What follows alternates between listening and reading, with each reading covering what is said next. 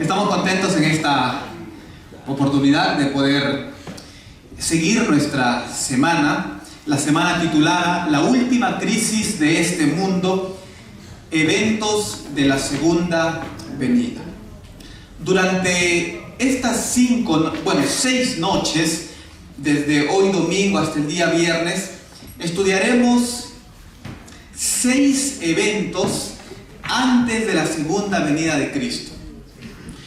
Por tiempo no podremos estudiar todos los eventos. Hubiera sido bueno estudiar todos los eventos antes de la segunda venida de Cristo. Sin embargo, vamos a analizar y vamos a vislumbrar a través de la palabra de Dios algunos eventos que el mundo en el que nosotros vivimos va a pasar. Ese es el primer objetivo. El segundo objetivo es que cada uno de nosotros, a medida que vamos desarrollando estas reflexiones, podamos ir tomando decisiones. Si es que nosotros terminamos esta semana y sencillamente decimos, bueno, me pareció muy interesante lo que dice la palabra de Dios, lo que dice el espíritu de profecía, me pareció muy interesante, pero todavía voy a tomarme un tiempo, el objetivo no se habrá cumplido. El objetivo es que desde el día de hoy, que es nuestra segunda reflexión, ayer fue la primera, podamos tomar decisiones. Así que en esta noche, antes de comenzar, vamos a inclinar el rostro. ¿Y dónde estamos? Vamos a orar. Querido Señor que estás en los cielos, te damos gracias por la oportunidad y por el privilegio que tú nos das de reunirnos en tu casa de oración para abrir tu palabra, meditar en ella, profundizar, Señor, en lo que tú quieres para nuestra vida. Vivimos, Señor, en el clímax profético de este mundo. No queremos que la crisis nos pueda encontrar desamparados. Y a través de esta semana pedimos la ayuda y la bendición de tu Espíritu Santo. Que solamente sea Él quien pueda guiarnos a través de tu palabra, a través del espíritu de profecía, y que al salir de aquí, cada noche, podamos salir con la convicción de que no solamente eres el Dios que dirige nuestras vidas, de que eres el Dios que dirige este mundo. Quédate con nosotros al comenzar. Te lo pedimos en el nombre de Jesús. Amén. El tema para el día de hoy titula El juicio investigador. El juicio investigador. Si había algún tema que ustedes podían perderse, era el de hoy, no el de mañana. Porque déjenme decir lo siguiente: cada tema de esta semana tiene relación uno con el otro. Eso quiere decir, si ustedes vienen hoy día y de aquí vienen el día jueves, posiblemente van a estar un poco desorientados, porque cada tema de esta semana tiene relación uno con el otro. En estos minutos permítame presentar un esquema rápido de lo que vamos a ver esta semana. Escatología bíblica adventista. Ustedes pueden ver allí. Vamos a avanzar rápidamente, hermanos. Pasamos todos los eventos. Pasamos.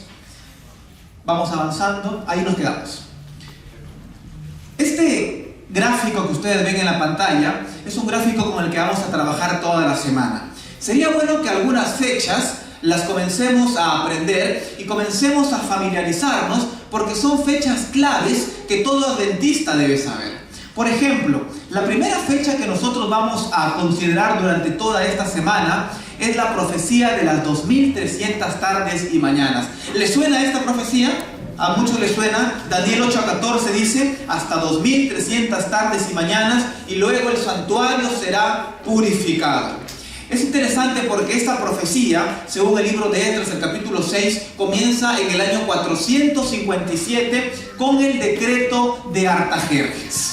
La Biblia habla de una profecía de las 2300 tardes y mañanas, y dentro de esa gran profecía que son las 2300 tardes y mañanas, hay una profecía que está dentro de esta, que es la profecía de las 70 semanas. La profecía de las 70 semanas, al igual que las 2300 tardes y mañanas, comienza en el año 457 a.C. con el decreto de Artajerjes. Del año 457 a.C. avanzamos 69 semanas y nos damos con el año 27, que históricamente fue el bautismo de Jesús. Avanzamos una semana más para completar las 70 semanas y nos encontramos en la muerte de Jesús y la obra o la ofrenda que Él hace en la cruz del Calvario. Avanzamos un poco más hasta la semana 34, hasta el año 34 después de Cristo, y aquí tenemos otro acontecimiento que fue un acontecimiento importante en la historia, la muerte de Esteban. En Daniel se menciona, y estamos viendo, como les digo, un repaso general, porque esto vamos a verlo detallado cada día. Se menciona que a la mitad de la semana el Mesías iba a ser sacrificado. Y es interesante porque desde el 27 al 34 se encuentra la última semana de la profecía. Y tal como la palabra de Dios mencionó, a media semana ocurrió la muerte de nuestro Señor Jesucristo. Así que de forma resumida, del año 457 al año 34 después de Cristo, comenzó y terminó a su vez la profecía de las 70 semanas. Eso vamos a ver el día jueves. Sin embargo, avanzamos hasta el año 1844, desde el año 457 cuando comienza, hasta el año 1844, e históricamente se cumple un cuadro profético, las 2300 tardes y mañanas. Ahora, el cumplimiento de esta profecía de las 2300 tardes y mañanas inicia el cumplimiento de lo que en esta noche vamos a desarrollar, que es el juicio investigador. El tema del juicio investigador, hablar del juicio investigador, no es un tema para asustarnos, es un tema para tener confianza de que si creemos en el Señor va a estar a nuestro lado en el momento correcto, el día correcto, con cada uno de los redimidos.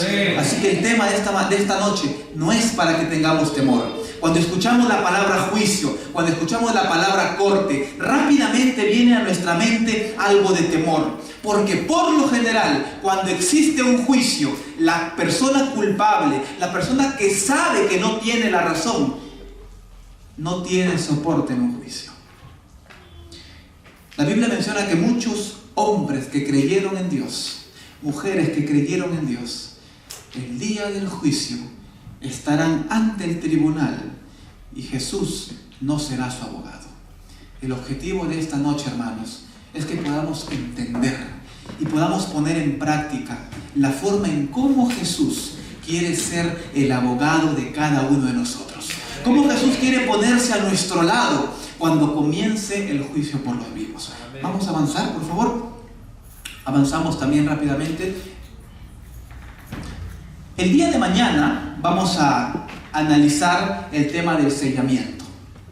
El tema del sellamiento, queridos amigos, es un tema fundamental para todas las personas que esperan la venida del Señor. Es un tema fundamental. El Señor comienza a sellarnos en un momento específico y estamos siendo sellados cuando hacemos algo. Eso lo vamos a ver el día de mañana. Vamos a entrar de lleno ahora sí a la reflexión de esta noche, titulada El juicio investigador. El juicio investigador. ¿Qué pasaría si supiéramos que nuestra vida en este preciso momento está siendo revisada en el cielo? ¿Qué pasaría? Así, tal cual estamos en este momento, sin pedir perdón a Dios por nada de lo que hemos hecho en esta tarde, de lo que hemos hecho minutos antes de venir a este lugar, tal cual estamos. Si el Señor en este momento estaría analizando nuestros casos, ¿cuántos de los que están aquí serían salvos? Posiblemente muy pocos en este preciso momento estaríamos limpios delante del Señor.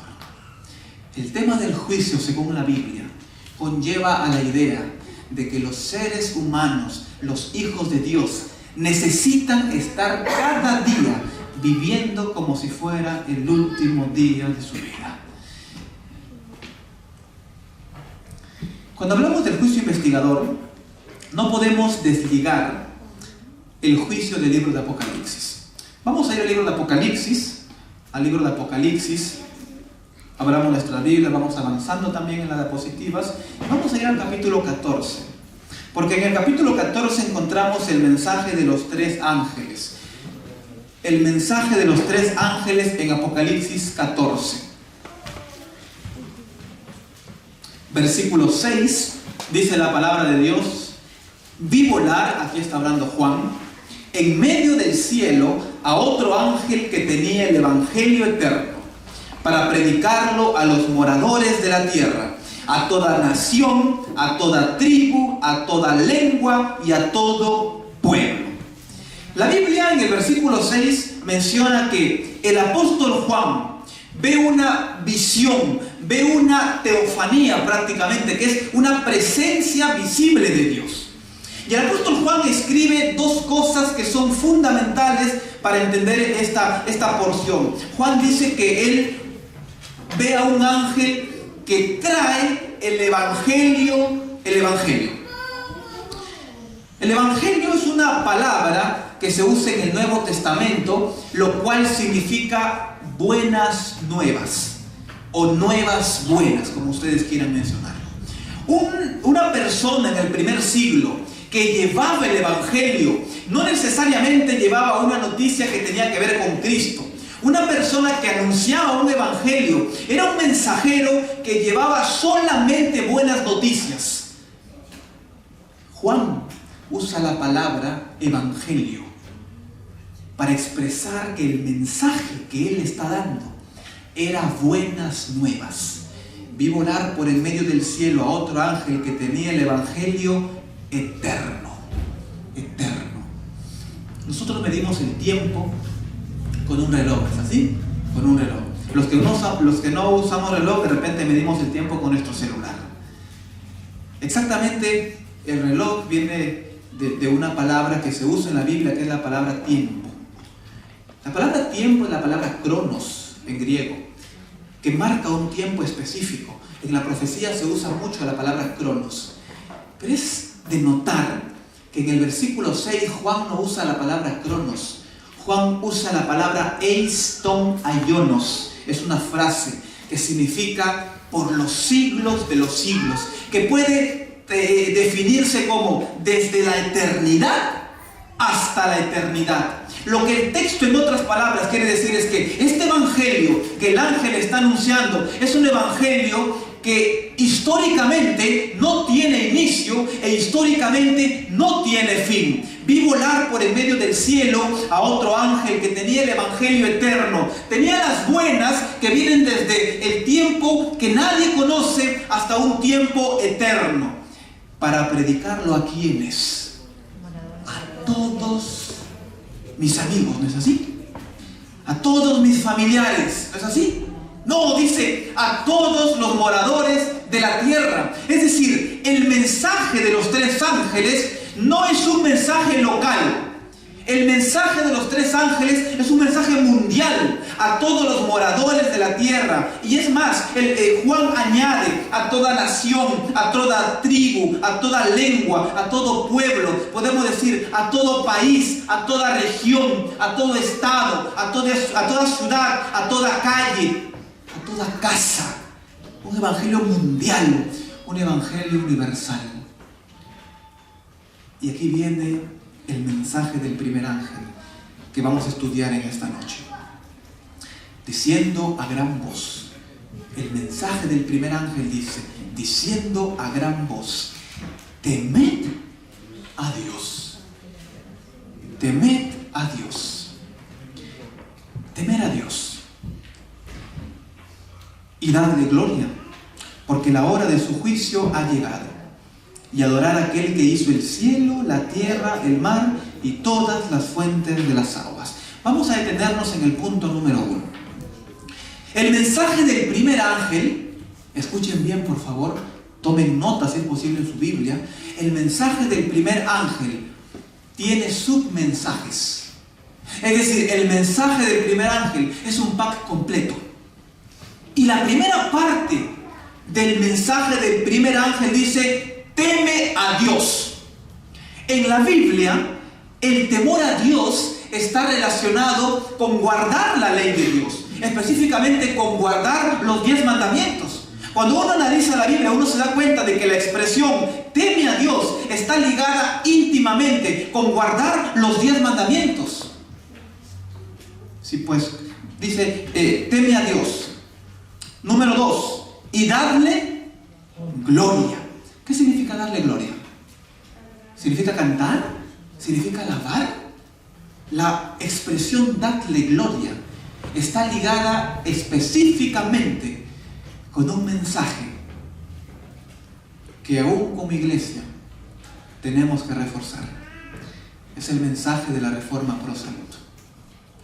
Si pues coméis o bebéis, hacedlo todo, ¿para qué dice el texto? Para la gloria de Dios. Glorificad a Dios en vuestro cuerpo y en vuestro espíritu, los cuales son de Dios.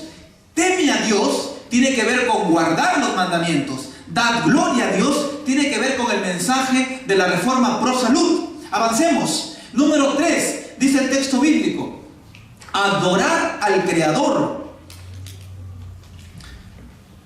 ¿Quién creó el mundo? Jesús. Esa es la respuesta correcta. Jesús. ¿Qué día el Señor reposó? Sábado. Teme a Dios tiene que ver con guardar los mandamientos. Dad gloria a Dios tiene que ver con el mensaje de la salud. Adorar a Dios tiene que ver intrínsecamente a la observancia del sábado.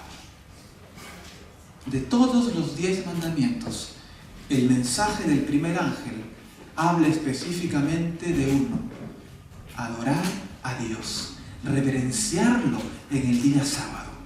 Pero habla también de un cuarto elemento que es tema de estudio para esta noche.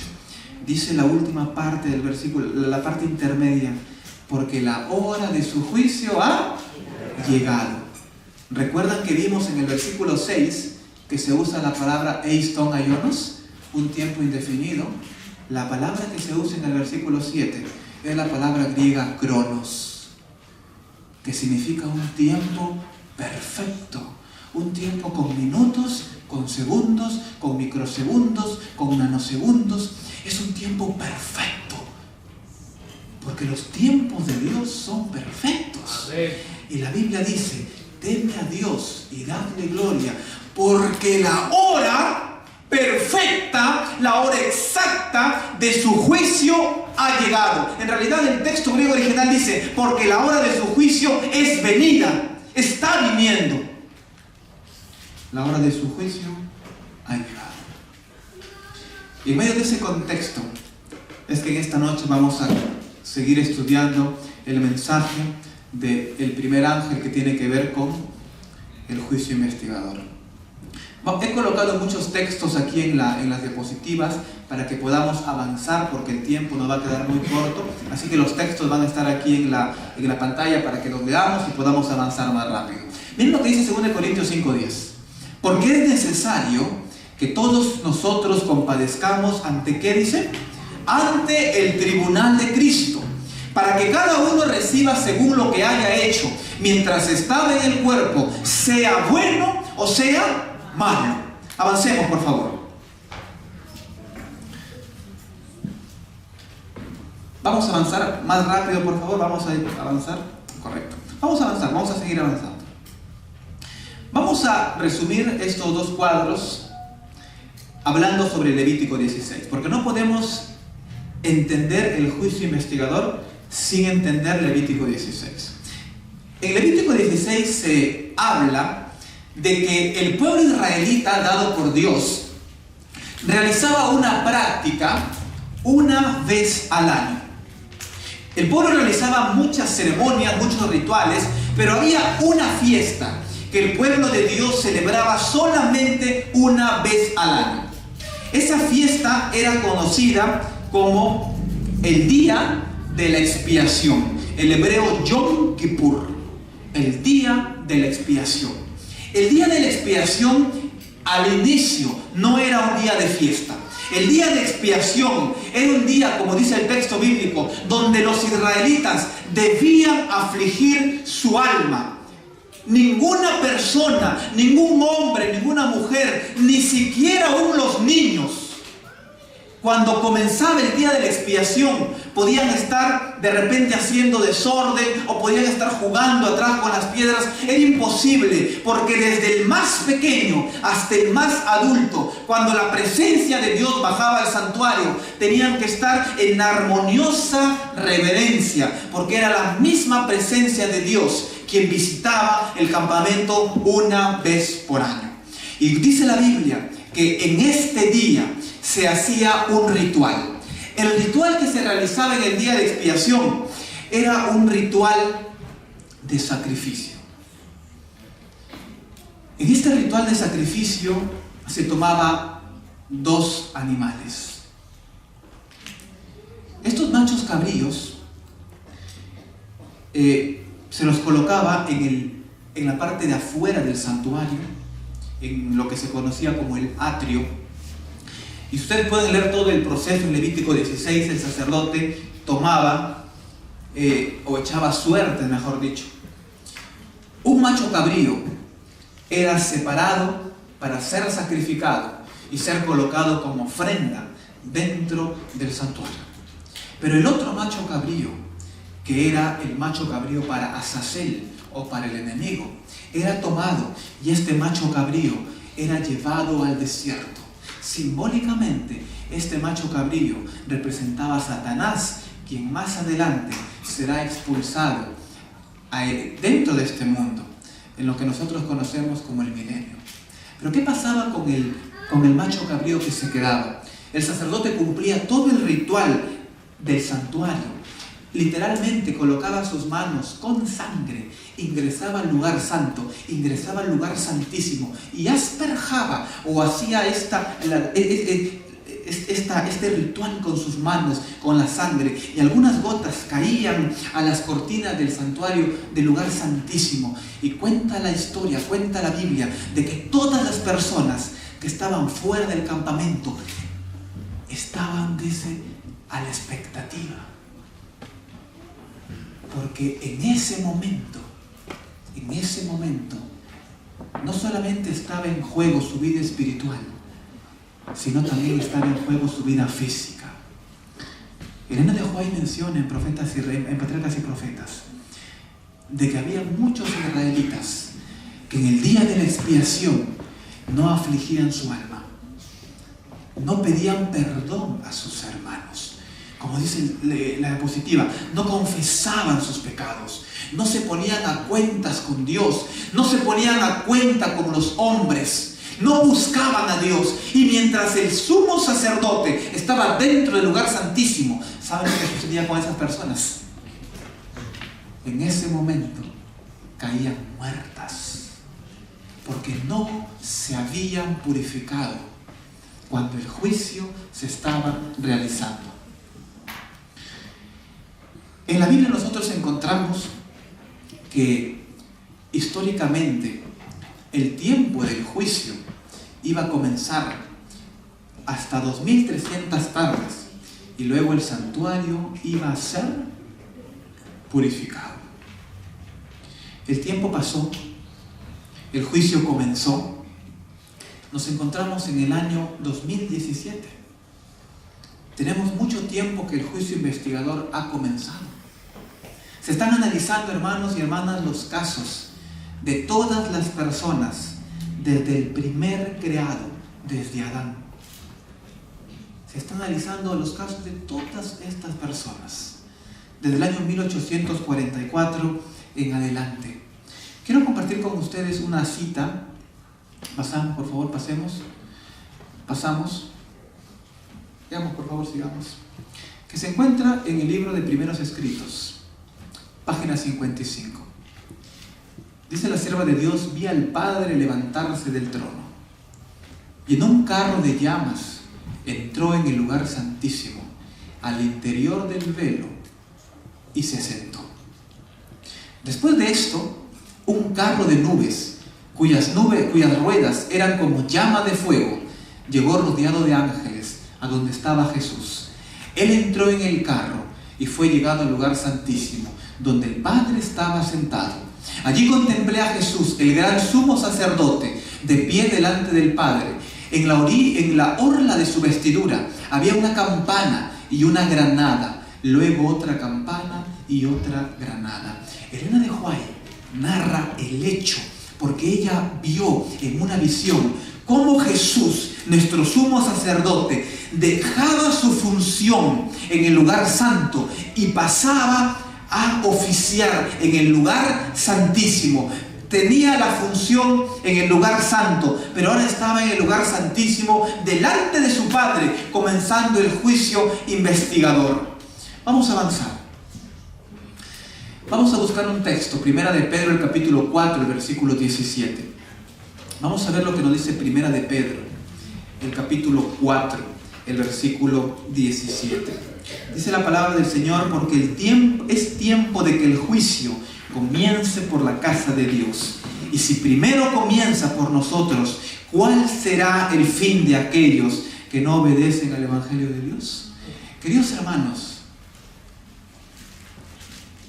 el juicio ha comenzado. El juicio ha comenzado por la casa de Dios. Ahora, Pedro hace una invitación en esta noche. Y Pedro plantea esta invitación con una pregunta. Dice: ¿cuál será el fin de aquellos que no obedecen el Evangelio de Dios? ¿Cuál es el fin de las personas que no obedecen el mandato de Dios? El tema del juicio investigador es un tema crucial para nosotros los adventistas, porque el tema del juicio investigador va a determinar a favor o va a determinar en contra si es que los seres humanos estarán en la presencia de Dios como redimidos o estarán sencillamente en el lago de fuego con Satanás y sus ángeles. Para eso, usted y yo necesitamos una preparación diaria. Esa preparación no puede ser semanal. Esa preparación no puede ser una vez cada 15 días, no puede ser los miércoles. Esa preparación tiene que ser diaria. Porque el apóstol Pedro nos invita y dice: ¿qué pasará con aquellos que no obedecen el Evangelio de Dios? ¿Saben ustedes que el profeta Ezequiel también vio una visión del inicio del juicio investigador? La investigación no se hace para informar a Dios ni a Cristo, sino para informar al universo en general, para que el aceptar de algunos y el rechazar de otros sobre el carácter de Dios sea vindicado. ¿Saben una cosa, mis hermanos? El juicio investigador no está centrado en el hombre. No está centrado en el hombre, aunque se usa a hombres y mujeres dentro del juicio. El juicio investigador está centrado en Jesús, en el Hijo.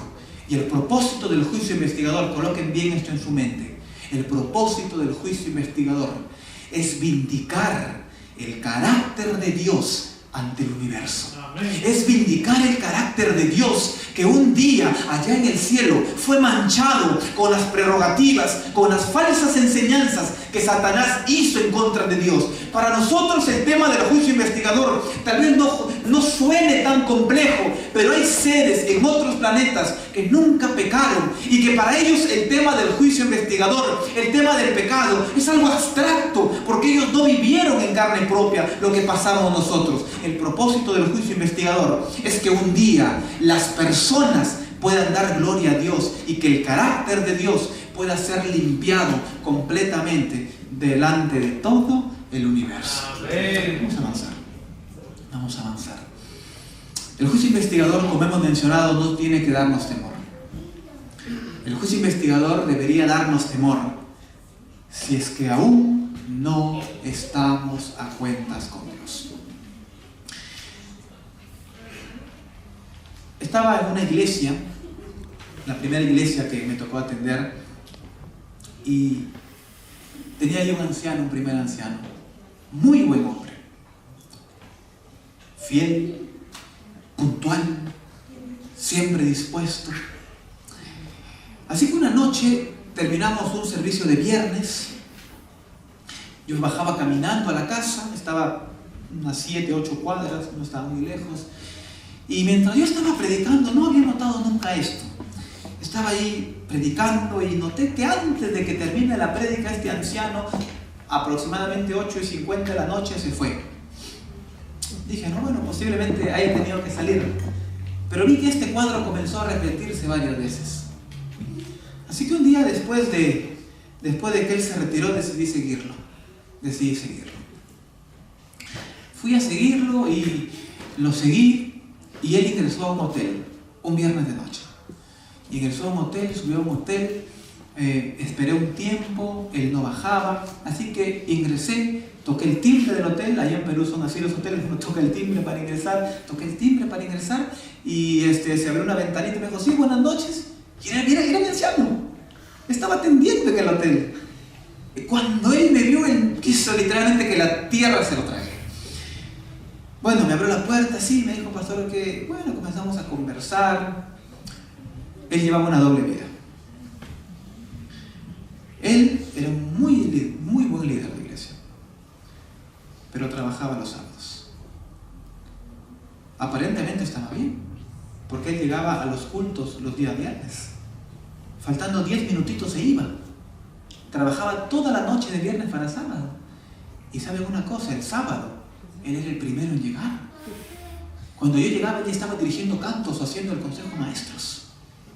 Aparentemente estaba viviendo una vida correcta, pero ante los ojos de Dios estaba viviendo una doble vida. Hablamos con él sobre el tema del tiempo de gracia, que vamos a ver el día miércoles, el fin del tiempo de gracia. Y yo le planteaba la pregunta y le decía, hermano, ¿qué pasaría si en esos días, en ese viernes de noche, tú pierdes la vida? Todo el trabajo que tú has hecho para el Señor sería en vano, porque en medio de todas tus buenas obras habría de repente una sola que diría transgresión del sábado. Y dice la palabra de Dios que aquel que cumple toda la ley pero infringe un mandamiento se hace culpable de toda la ley. El juicio investigador trae buenas nuevas, pero el juicio investigador asusta, hace temblar cuando una persona está viviendo en su vida con un pecado oculto. Porque cuando una persona vive con un pecado oculto, cuando comience a analizarse su caso, el Señor no podrá colocar la P de perdón al costado de su nombre. Qué buenas nuevas trae el juicio investigador. Dice el libro de Hebreos, el capítulo 6, el versículo 20. Vamos a leer lo que dice Hebreos, el capítulo 6, el versículo 20. Dice la palabra del Señor, donde Jesús entró por nosotros, como precursor, hecho sumo sacerdote para siempre, según el orden de Melquisedec. La gran diferencia entre el sacerdocio humano y entre el sacerdocio divino era básicamente una. El sacerdocio de la línea de Aarón, el sacerdocio de la línea de Melquisedec, cumplían los rituales y los mandatos de Dios, apuntando a que un día Cristo Jesús iba a venir a este mundo por nuestros pecados. Pero cuando viene Cristo, cuando muere en la cruz, Cristo ocupa el lugar del sumo sacerdote, Cristo ocupa el lugar del cordero. Cristo es la ofrenda, no con algo externo, sino con su propia vida. Por eso Pablo entiende esa idea y dice, donde Jesús entró, hablando del santuario celestial, como nosotros, dice, como intercesores, la traducción literal, hecho sumo sacerdote, no de forma paulatina, no de forma parcial, sino dice para siempre. Usa el mismo término, eiston aionas, eternamente, según el orden de Melquisedec. Las buenas nuevas es que la persona que está ante el Padre no es un sacerdote humano. El ser que está ante el Padre es el mismo Hijo de Dios. Allí se refleja, dice la sierva de Dios, la luz de la cruz del Calvario. Y allí, en ese lugar, podemos obtener una comprensión más clara de los misterios de la redención. La salvación del hombre se cumple a un precio infinito para el cielo. El sacrificio hecho corresponde a las más amplias exigencias de la ley de Dios quebrantada. En otras palabras, Cristo en el santuario celestial, Cristo en el lugar santísimo, está haciendo por nosotros lo que nosotros nunca podríamos hacer por nosotros mismos. El Señor Jesús en el santuario no solamente está abogando por ti, no solamente está abogando por mí, está haciendo que el Espíritu Santo pueda grabar la ley en nuestros corazones. Vamos a ver 4 experiencias también del juicio investigador. La primera es que la obra intercesora del sumo sacerdote es una obra no humana, es una obra ilimitada. En segundo lugar, la obra que el sacerdote hacía en el santuario terrenal era una obra donde se necesitaba la sangre de un cordero, la sangre de un macho cabrío para poder redimir el pecado. En este caso, la obra y la expiación que hace nuestro Señor Jesús es su propia sangre. 3 y 4. El punto 3 es que la limpieza total y definitiva del pecado un día ocurrirá en este mundo. ¿Saben una cosa? En el día de la expiación, el ritual se repetía cada año. ¿Saben por qué? Porque cada día las personas estaban pecando. Terminaba el día de expiación y cada hombre, cada mujer, cada israelita estaba pecando.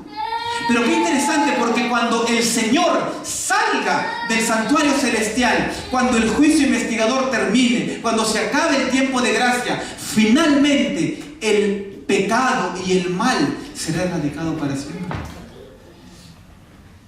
Ya no podremos pensar en el cáncer, porque ya no habrá cáncer. Ya no podremos pensar en los robos, porque ya no habrá personas quienes tengan el deseo de robar. Ya no habrá cosas malas en el corazón de los seres humanos. Ya no habrá envidia en la iglesia. Ya no habrá divisiones en la iglesia. Porque el Señor un día ha prometido erradicar el mal por completo. Y yo quiero estar ahí. Y sé que tú también quieres estar ahí. Punto número 4. El pecado será llevado al desierto. Llegará un momento donde Satanás, el autor de todos los crímenes de este mundo, el autor de las matanzas, el autor de las violaciones, el autor de todos los pecados en este mundo, recibirá su castigo. El originador de todos nuestros males tiene nombre y apellido. Su nombre es Lucifer. Y él usa hombres y mujeres que son sus agentes para llevar y destruir familias, destruir vidas. ¿Saben una cosa? El Señor Jesús colocó este ejemplo diciendo: el que cree que esté firme, mire que no caiga. Cuando nosotros estamos con el Señor, no nos imaginamos cuán alto podemos llegar. Pero cuando nos desprendemos de su mano, es imposible imaginar cuán bajo podemos caer. Vamos a seguir avanzando. El juicio investigador, sin duda, es la mejor noticia que nosotros tenemos para nuestra salvación. Miren lo que dice el Conflicto de los Siglos, la página 574. En el rito típico, solo aquellos que se habían presentado ante Dios, arrepintiéndose y confesando sus pecados, y cuyas iniquidades eran llevadas al santuario por medio de la sangre del holocausto, tenían participación en el servicio del día de la expiación. Así, en el gran día de la expiación final y del juicio, los únicos casos que se considerarán son los de quienes hayan confesado o profesado ser hijo de Dios. El juicio de los impíos es una obra distinta y se verificará en una fecha distinta. Ustedes saben que el juicio para los impíos sucederá después de que los justos sean llevados al cielo. ¿Y quiénes revisarán los casos de los impíos? No será Jesús, serán los redimidos. Es interesante cómo el Señor es tan justo que el Señor está analizando el caso de las personas que serán redimidas. Y cuando ese grupo vaya al cielo y sea salvo, y uno se pregunte: oye, ¿por qué se está quedando tal hombre si era tan bueno? Era tan líder, era tan fiel en la iglesia, ¿por qué? El Señor te dirá: mira, revisa el libro. Esta persona hizo muchas cosas buenas, pero también tenía en su vida muchas cosas ocultas. Queridos hermanos, la sierva de Dios menciona que muchas personas que eran buenas se perderán por pecados que no han sido confesados. Por eso, cuán importante es, como dice Pablo en Hebreos, es acercarnos cada día confiadamente al trono de la gracia para poder hallar auxilio y socorro en la presencia de nuestro Dios. ¿Qué tenemos que hacer? No solamente tenemos que anhelar, tenemos que comenzar a velar y tenemos que comenzar a orar. Todos los que desean, miren, acá hay un paréntesis, todos los que desean. Noten que el Señor siempre usa esa palabra: el que creyere y fuere bautizado será salvo, mas el que no, será condenado. Porque de tal manera amó Dios al mundo, ¿para qué? Para que todo aquel que en Él crea no se pierda. Siempre hay una condición.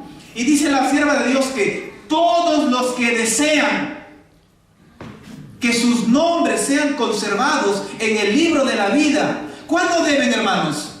Mañana, el año 2018, recién en fiestas por acción de gracia, allí recién debemos. Dice, ahora, en los pocos días que les quedan de este tiempo de gracia, deben afligir sus almas. Pero qué contraste, porque el mundo en el que nos encontramos cada día nos hace más soberbios, cada día nos vuelve más orgullosos. Debemos afligir nuestras almas ante Dios con verdadero arrepentimiento y dolor por nuestros pecados.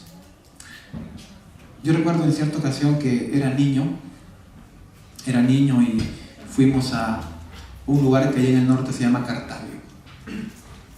Recuerdo esta experiencia como si hubiera sucedido ayer. Llegamos a Cartavio, tenía tal vez 6, 7 años, tal vez no tenía más de 8 años. Recuerdo que llegamos a la casa de una tía allá en Cartavio y comenzamos a jugar, comenzamos a hacer muchas cosas. Y recuerdo que encontré la cartera de la tía encima de su cama. Era niño. Recuerdo que agarré la cartera, la guardé en mi bolsillo. Salí fuera de la casa, estaban mis primos, mis primas. Comencé a gastar el dinero. Comencé a comprar una cosa, comencé a regalar otra cosa. Y recuerdo que los adultos se dan cuenta. Para un niño, el niño puede ocultar la verdad, pero el adulto se da cuenta. Y lo mismo sucede con Dios. Pensamos que le engañamos a Dios, pero Dios se da cuenta. Así que recuerdo que ya todos sabían que Daniel Solano, el niño de 7 años, había robado la cartera. Recuerdo que cuando llegué a la casa estaban mis tías reunidas, estaba mi mamá, y me hicieron la pregunta del millón: ¿tú cogiste la cartera? Como cualquier niño, como cualquier ser humano, mi primera opción fue negarme. Me negué, pero había una persona que me acusó. Era un primo. Y me dijo: sí, tú lo cogiste, tú me invitaste a esto. No tenía opción. En ese momento era niño, mi corazón se cerraba. Pero ¿saben cuándo recién a los 7 años me di cuenta de cuán duro era el pecado? Cuando vi que mi madre, delante de mis tías, comenzó a llorar. Y la frase que me dijo fue: Daniel, me has decepcionado. No me castigó, me dijo: me has decepcionado.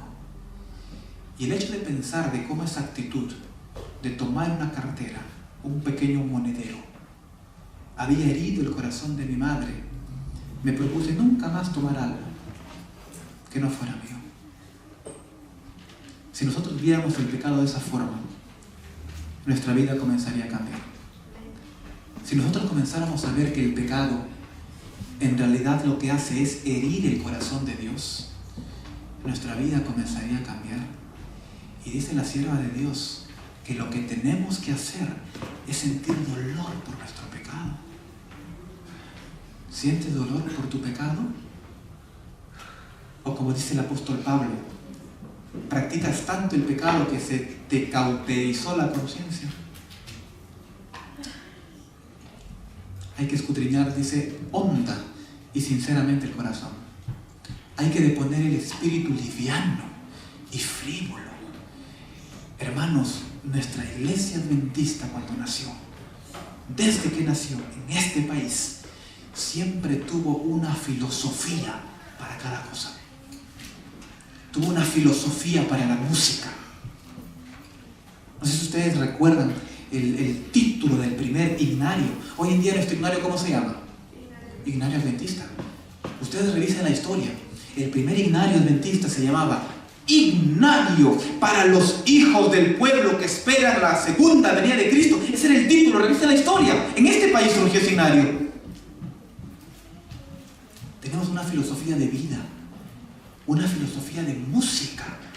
Tenemos inclusive, hermanos, una filosofía de vestimenta. Cuando los adventistas nacieron, las personas podían identificar a los adventistas no solamente por la forma como hablaban, sino por la forma en cómo se vestían. Debemos, dice, dejar el espíritu liviano y frívolo al que se entregan tantos cristianos de profesión. ¿Saben que la sierva de Dios menciona que ser cristiano puede ser una profesión? Puede convertirse en una profesión, y cuando se convierte en una profesión, el ser humano deja de depender de Dios. Y no vemos a la iglesia, al templo, como un lugar donde podemos encontrarnos con Dios. Vemos a la iglesia como un club, como una reunión. Empeñada, dice, lucha, espera a todos aquellos que quieren subyugar las malas inclinaciones que tratan de dominarlos. Queridos hermanos, en esta noche yo quiero decirles que ser adventista no es fácil. Si alguien de los que está aquí piensa que ser adventista es fácil, se equivocó. Ser adventista es difícil, pero el Señor nos pide que nosotros hagamos. El Señor va a hacer su parte. ¿Por qué no estamos nosotros dispuestos a hacer la nuestra? ¿Por qué no estamos dispuestos a decirle, Señor, no importa, yo voy a ser fiel, voy a renunciar a ese trabajo, primero voy a pedir que me den la oportunidad de guardar mi sábado, pero si en último caso no me dejan, yo voy a renunciar porque tú, Señor, tienes algo mejor para mí? ¿Por qué, hermanos, no aprendemos a confiar más en la providencia divina? Nuestro plan es poder encontrarnos limpio delante de Dios cuando nuestro caso sea revisado. Los testigos, menciona la Biblia, son los ángeles. El juicio investigador vindicará el carácter de Dios delante de los seres no caídos. Por eso el juicio investigador no se centra en el hombre. El juicio investigador se centra en vindicar el carácter de Dios. Que un día esos seres doblen sus rodillas y digan, bueno, justo y santo eres tú, Dios.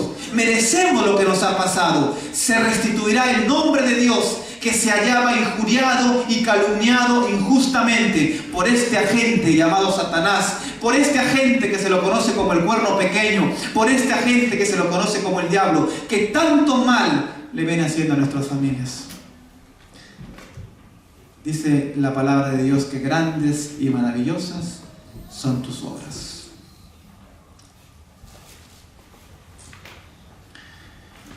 Vamos a avanzar.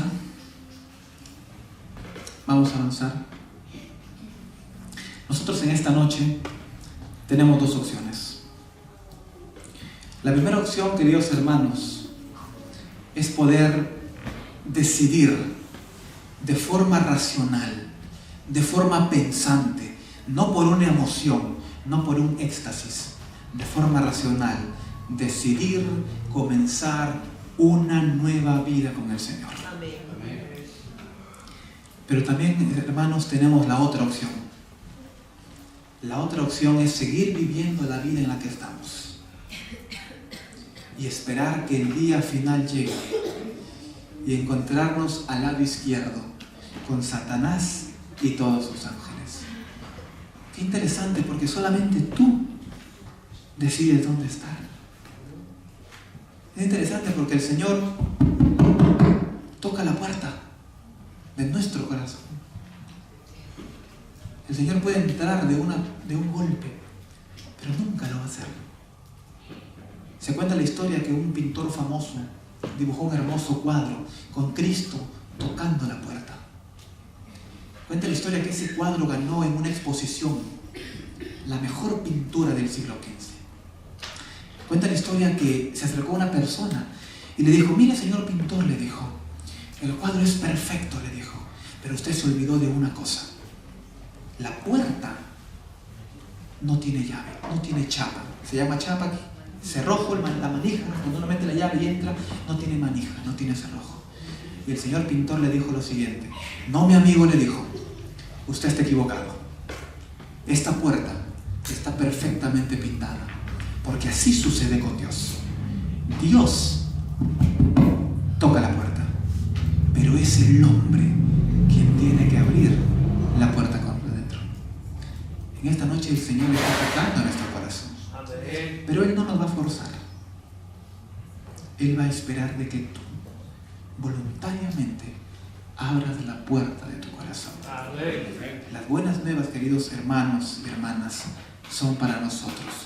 Tenemos solamente dos opciones: la de estar en el camino correcto o estar en el camino incorrecto. Vamos a avanzar, por favor. Vamos a ir a la parte final. Son textos que asientan más la idea del juicio investigador. Pasamos, por favor, mi hermano. Pasamos todo eso. Son textos. Pasamos, por favor. Ahí nos quedamos. Número 1, retrocedamos. Número 1, nada más. En vista de lo que está pasando en este momento, miren lo que dice Primera de Pedro. Vamos a ir a Primera de Pedro, el capítulo 1. Miren lo que dice Primera de Pedro, versículo 17. Si ustedes invocan por Padre a aquel que sin acepción de personas juzga según la obra de cada uno, conducíos en el temor todo el tiempo de vuestra peregrinación.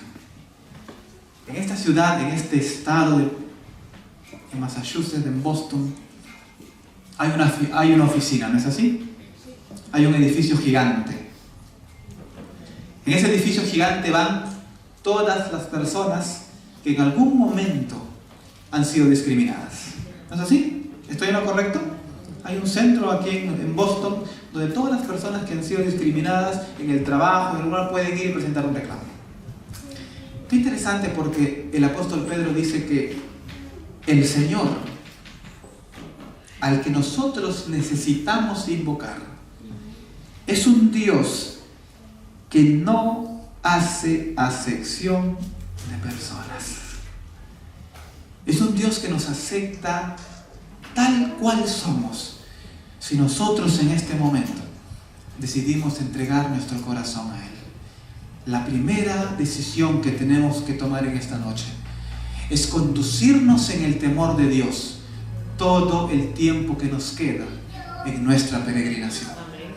Y esa peregrinación puede ser corta, hasta que el Señor lo permita, o puede ser larga, hasta ver vivos al Señor por segunda vez.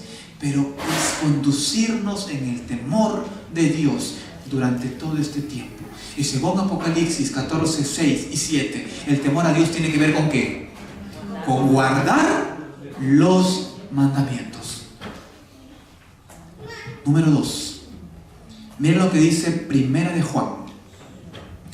Primera de Juan, el capítulo 4, el versículo 17. En esto se ha perfeccionado el amor en nosotros, para que tengamos confianza en el día de ¿qué? En el día del juicio. Pues como Él es, así nosotros somos en este mundo. En otras palabras, lo que Juan quiere decir es que el plan del Señor en el juicio es mostrar su amor por nosotros. Es decir, yo morí por Carlos, morí por Juan, morí por Rosa, morí por Miguel, morí por Nidia, morí por Pedro, morí por él y doy mi amor por esa persona. En esto se ha perfeccionado el amor de Dios, porque Dios es un Dios de amor, pero Dios también es un Dios de justicia. Amén. Punto número 3. Punto número 3. El punto número 3, ya lo vimos, es temer a Dios y darle gloria. ¿Y por qué tenemos que hacer todo esto? Porque la hora de su juicio ha llegado. Queridos hermanos, en esta noche el Señor nos hace una invitación. La invitación que el Señor nos hace es que desde este momento podamos ponernos a cuentas con Él. Podamos restituir la vida que no le hemos dado al Señor. Podamos en primer lugar confesar nuestros pecados a Él. Poder ir y reconciliarnos con ese hermano con el que no nos hablamos. con el que me saludo, como dicen en mi tierra, a ese hermano que lo mastico y no lo paso. Hermanos, la vida espiritual no es un tema en el cual tenga que esperar. La vida espiritual es una decisión consciente que usted y yo necesitamos tomar en esta noche. El juicio investigador ha comenzado. No sabemos cuándo se comenzará a analizar nuestros casos, pero quiero decirles lo siguiente. El caso de nuestra vida puede quedar sellado ahora. ¿Saben cómo? Si es que nosotros, saliendo de este lugar, morimos. Si es que nosotros, saliendo de este lugar, perdemos la vida sin haber entregado nuestra vida al Señor, tal cual nos encontramos, así el Señor nos juzgará. Por eso es tan importante la idea de que cada momento, que en cada minuto, nuestros pensamientos puedan ser puros, nuestras miradas puedan ser puros, nuestras palabras puedan ser puras, porque la Biblia dice: temed a Dios y dadle gloria, porque la hora de su juicio ha llegado. En esta noche yo quiero preguntar: ¿cuántos hermanos de iglesia, cuántos jóvenes quisieran decirle: Señor, yo quiero prepararme para cuando se abra mi nombre, yo pueda estar listo? ¿Puedo ver la mano de esos hermanos? ¿Puedo verlos puestos de pie? En esta noche hemos tomado una decisión. La decisión de poder estar limpios delante de nuestro Señor cuando se analice, cuando se estudie el libro de nuestra vida. El día de mañana analizaremos el sellamiento. Que el Señor nos acompañe y que podamos estar juntos mañana para seguir estudiando su palabra. Amén. Querido Señor que estás en los cielos, sentimos, Señor, la gran necesidad de poder estar en paz contigo, que es nuestro primer deber. Tú, Señor, nos pides que podamos estar limpios delante de tu trono. No es fácil, Señor. Si fuera fácil, todo el mundo sería salvo. Pero tú, Señor, nos diste la oportunidad de conocer la luz, de conocer el camino correcto. Y en esta noche, amoroso Padre, te damos gracias. Te damos gracias porque has permitido que tu Espíritu Santo nos hable. Que podamos darnos cuenta de que el juicio investigador ha comenzado y que necesitamos, Señor, de forma urgente, sin demora, estar a cuenta contigo. Estar a cuenta con nuestros hermanos. Guardar el sábado como tú quieres. Hacer todo, Señor, lo que tu palabra nos ordena. Bendice a cada uno de los hermanos de este hermoso lugar. Que tu bendición pueda estar con ellos y que el día de mañana podamos aprender más sobre el sellamiento. Quédate con nosotros. Te lo pedimos en el nombre de Jesús. Amén, Señor.